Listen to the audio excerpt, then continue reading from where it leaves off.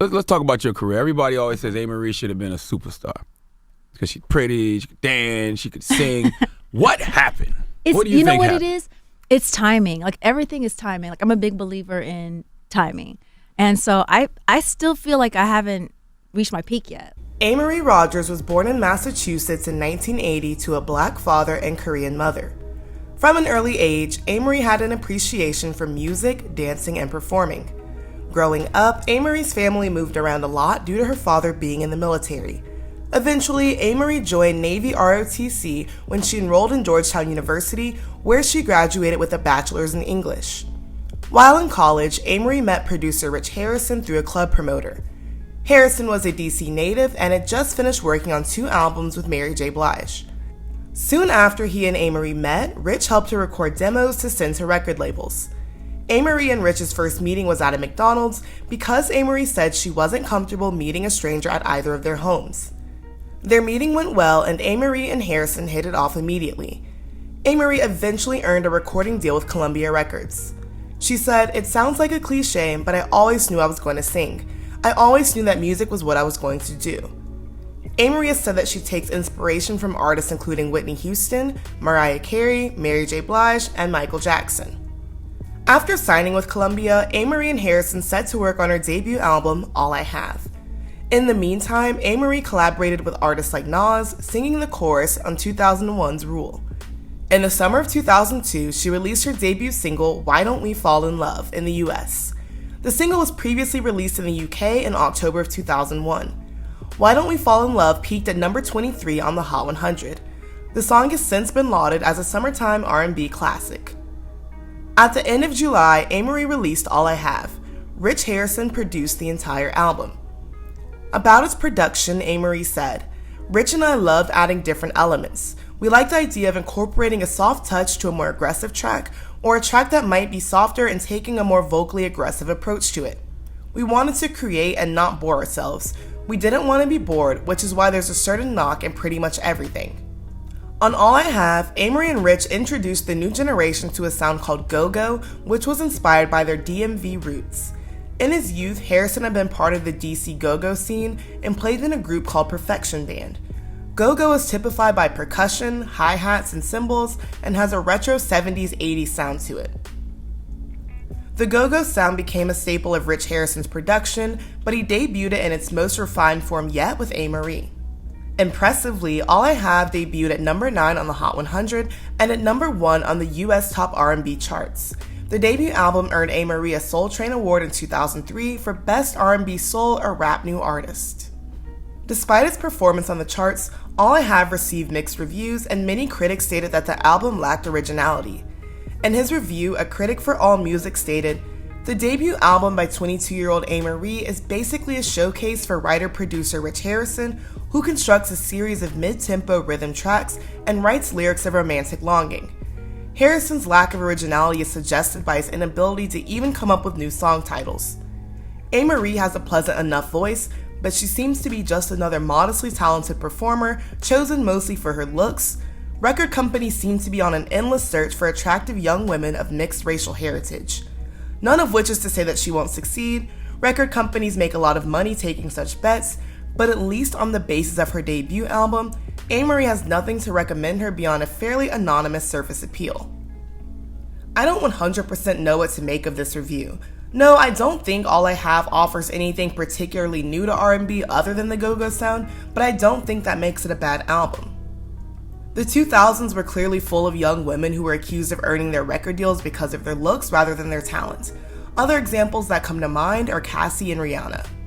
I don't think that this is a fair criticism, as it's pretty clear from the album that Amerie is talented, or at the very least not any worse off than her peers and therefore no less deserving of a career. I think one of the fairer criticisms of All I Have comes from Pop Matters. The review states, "Even with all of her charming characteristics, the brains, the voice, and the looks, her debut is, well, boring. The tracks run into each other to the point where they become one very long song. The ingredients are there, she just needs the perfect mix."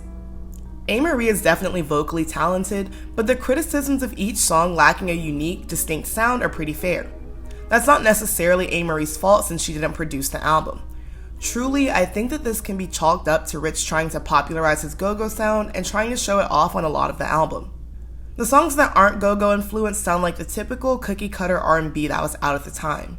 Still, this is a debut album, and in their debuts, many artists tend to make music that will have a mass appeal in their genre, and they discover their sound more as their career progresses. I listened to All I Have in full for the first time for this video, and listening to some of the songs, I was really blown away by how similar they sound to Beyonce's early solo music. The songs that sound most similar to Beyonce to me are Can't Let Go and Need You Tonight. I think if you played Need You Tonight to someone and told them that it was an unreleased Beyonce song, they would probably believe you. A retrospective of the album from Vibe says that at the time, All I Have was taken for granted. It was easy to overlook when other R&B it girls like Brandy and Ashanti also released albums that same year. Still, rather than the critique that the album was boring, Vibe claims it was a cohesive body of work that went underappreciated. And truly, at the time, it was unknown that the sound that Amerie and Rich used on the album would come to inspire R&B artists over the course of the decade. As Amerie continued to work on establishing herself in the R&B game, another singer was gearing up to make her solo debut. In the summer of 2003, Beyonce released her debut album, Dangerously in Love. Destiny's Child had released their debut album way back in 1998, and the girl group was on a hiatus. Through the drama and multiple lineup changes, Beyonce had remained the front woman of the group and the one who was most expected to eventually go solo. Destiny's Child's hiatus was intended to give all three members time to release solo albums, which would hopefully increase interest and sales for the group. Dangerously in Love was recorded in March of 2003 and released through Columbia Records that summer. The album is mainly R&B focused, but has clear pop and hip-hop influences. On the album, Beyonce collaborated with artists like Missy Elliott, Big Boy, Sean Paul, and her then-boyfriend Jay-Z. Despite this being her solo debut, Beyonce had already established herself in the industry over the last half-decade. With Destiny's Child, she'd already had hits under her belt like Bills, Bills, Bills, Say My Name, and Jumpin' Jumpin'.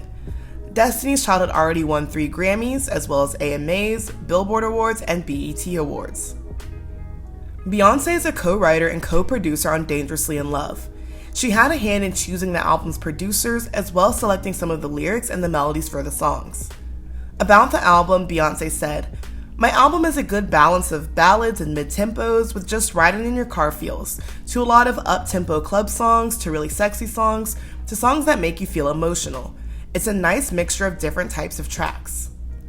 Dangerously in Love debuted at number 1, and the album produced 2 number-1 singles, Crazy in Love and Baby Boy. Crazy in Love, of course, was the breakout single from the album and for Beyonce's solo career. It was produced by Rich Harrison, which explains why it sounds similar to Amerie's music. The song samples a song from the Shy Lights and is known for its funk elements and over-the-top brassy production. Crazy in Love clearly has Harrison written all over it, as the go-go sound is obvious in the production. Harrison had come up with the hook and the idea of the Shy Lights sample for Crazy in Love long before meeting Beyonce. About giving Crazy in Love to Beyonce, he said, "Yeah, I had it in the chamber. I hadn't really shopped it much because sometimes you don't want to come out of the bag before it's right." It's kind of odd that he would say this considering he'd just done an album with Amerie the year before. I guess that means he didn't think Amerie was right for that song, or that he didn't think Amerie would get him enough attention for it. Harrison only became attached to Dangerously in Love after Beyonce reached out to him. When they met to work on the album, Beyonce was initially hesitant about the go-go sound in Crazy in Love. Still, she accepted it and allowed Harrison to start writing.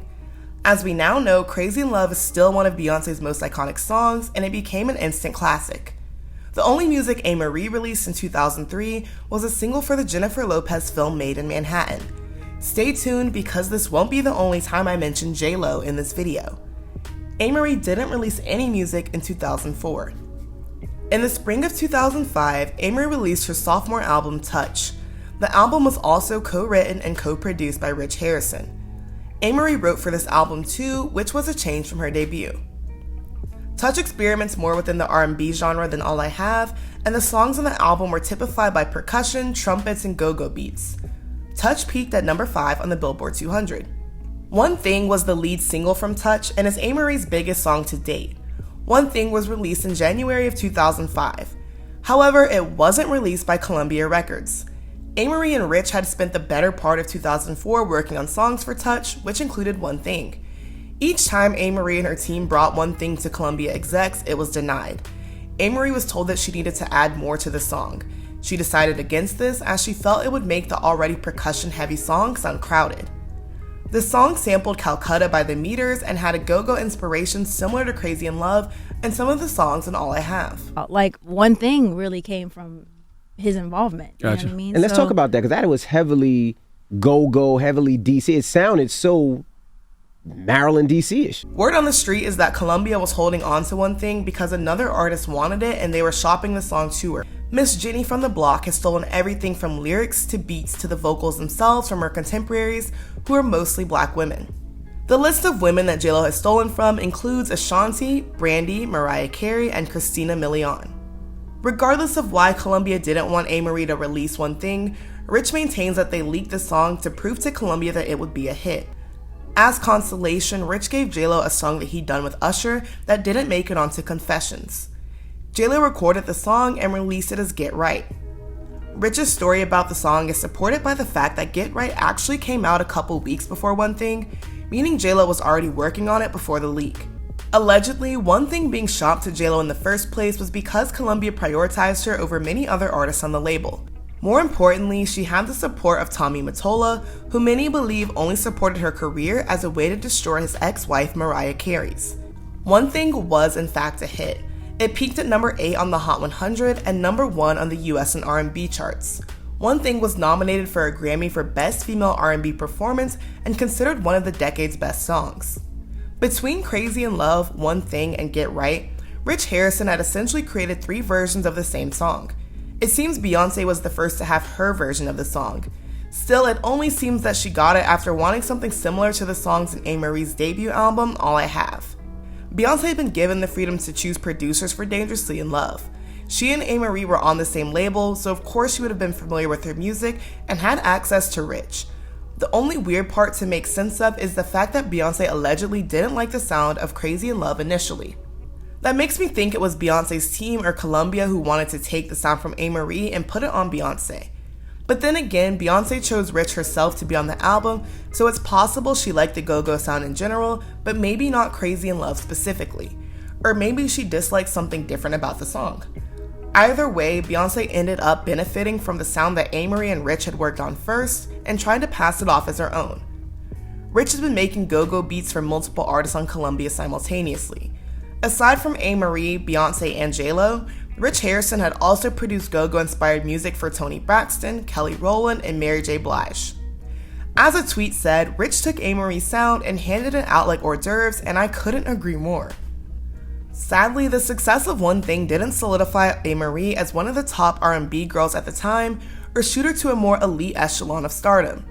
This is especially disappointing considering that not only had she and Rich created the sound that would help other artists' careers explode, but also because Amerie truly possessed the talent and ability to go far in the industry. I'm sure with the level that Beyonce and J Lo were at the time, it may have seemed a bit superfluous to add Amerie into the mix. To those unfamiliar with the story behind the songs, One Thing could easily be mistaken as an attempt to copy and capitalize on the success of Crazy in Love when Amerie in fact had the sound first. Amerie's next single, the album's title track Touch, only peaked at number 95 on the Hot 100. It was co-written and produced by Lil Jon. That summer, Amerie performed at the World Music Awards. She performed One Thing as well as a Destiny's Child tribute along with Tierra Marie and Rihanna. Amerie easily pulled her weight in this performance with her mesmerizing stage presence and vocals. She definitely did her label mates justice with her part in the song's rendition. Out of the 3 girls, Rihanna was the only one who went on to have a successful mainstream career. Coincidentally, Beyonce's name comes up in both discussions about why neither Tierra nor Amerie fully took off. In Tierra's case, she told L.A. Reid that Rihanna was a beast after a Def Jam showcase. This eventually shifted L.A.'s opinion of Tierra, who he'd initially believed was more of a star than Rihanna, and the label dropped Tierra. To hear the full story, feel free to check out my video on it if you haven't seen it already. As for Amerie, it seems that Beyonce and her team used her connections on the label to emulate Amerie's sound and then eclipse her. It's been speculated that both situations were a result of Beyonce's tendency to sabotage the careers of those she sees as competition, as well as take ownership of other artists' work. While Beyonce obviously isn't 100% of the reason Tierra and Amerie never took off, it's interesting that her name comes up in both stories. It's especially interesting because there's been a lot of speculation that Beyonce has had a hand in shutting down multiple other careers with her influence. Beyonce continued to use the go-go sound in her 2006 album BDay. Rich Harrison produced Sugar Mama and Freakum Dress off the album. Freakum Dress especially contains that go-go sound that Harrison created and is similar sonically to both One Thing and Crazy in Love. The same go-go sound that Beyonce initially may have been hesitant to use was now the backbone of many of her songs. The go-go sound became associated with Beyonce, whereas Amerie's only big success with the sound she'd helped pioneer had been One Thing. Like Freakum Dress, Sugar Mama is also full of the percussion, cymbals, and hi-hats of Harrison's go-go influenced production. BDay was Beyonce's first album post Destiny's Child, and a look into what could be expected from her as an artist now that she was completely solo. The go-go sound clearly seemed to be one of Beyonce's staples, at least during this era. During the production of BDay, Beyonce said she put her producers in separate rooms in order to inspire healthy competition among them to create the best songs for the album. Other producers included Darkchild, who had produced for Destiny's Child, as well as Sean Garrett. The entire album was praised for its funk sound and go-go influences, not just the songs that Rich Harrison had worked on. For example, Greenlight, which was produced by the Neptunes and Sean Garrett, has that same go-go sound and sounds similar to One Thing and Crazy in Love. A band and brass ensemble are seen in the video, and the visuals clearly have a minimal yet retro influence.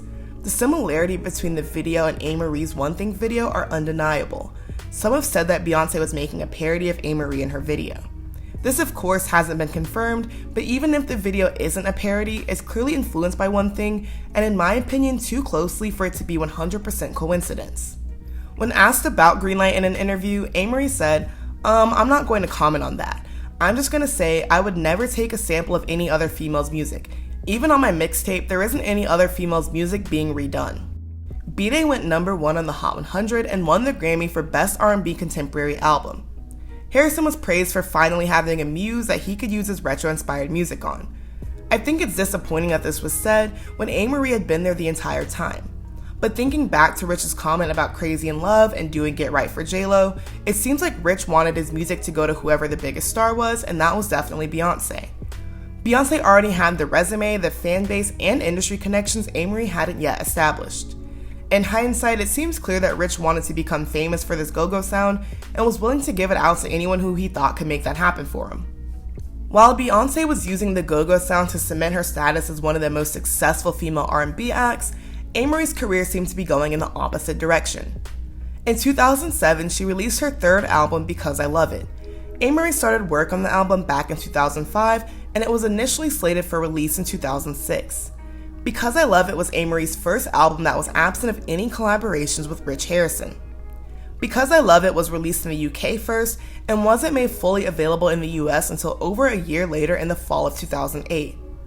By the time the album had its wide release in the US, Amerie had been dropped from Columbia Records, and therefore the album didn't receive much promotion. For this reason, the first two singles, Take Control and Gotta Work, didn't perform well in the US, but they were both top 10 hits in the UK.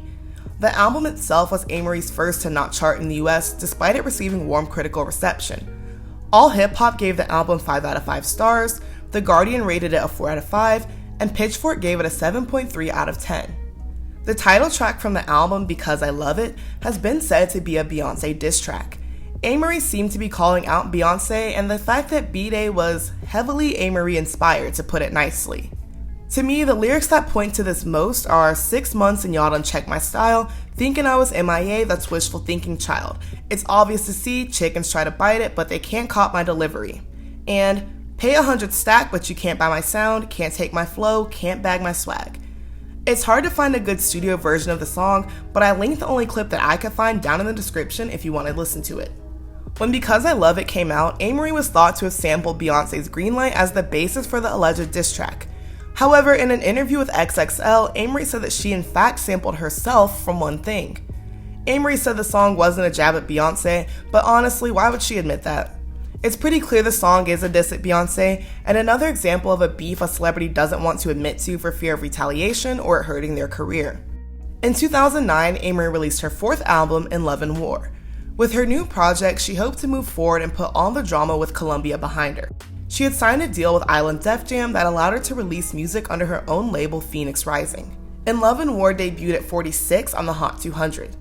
The lead single, Why Are You, peaked at number 55 on the Hot Hip Hop and R&B charts. The next single, Heard 'Em All, featured Lil Wayne and only peaked at number 81. However, it was a top 10 hit on the Korean pop charts. Despite critics giving the album good reviews, In Love and War was seen as directionless. This was likely due to her again not working with Rich Harrison and wanting to explore different sounds more on this album. Amerie said her goal for In Love and War was to explore the more tumultuous side of relationships through music. Like Because I Love It, it was considered an album that put Amerie's creative and vocal talents on display, but failed to perform well due to delays and lack of promotion. In 2011, Amerie announced her fifth album, Somatica Volume 1. She said she might collaborate again with Rich Harrison, but the collaboration was absent from the album. Amerie had since rebranded, now spelling her name with 2 I's in order to reflect positive vibrations and energy. She announced plans to marry her manager, Lenny Nicholson, and the two are still married today. Throughout the first half of the 2010s, Amerie worked on multiple smaller projects, including a mini LP and Because I Love It Volume 2. However, many of these projects, including Somatica and Because I Love It Volume 2, never came to fruition and both were shelved indefinitely.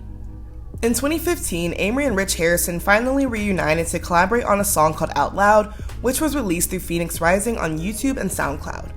Out Loud has the DMV go-go sound Harrison and Amerie had made mainstream over a decade ago, and Amerie said that this was intentional.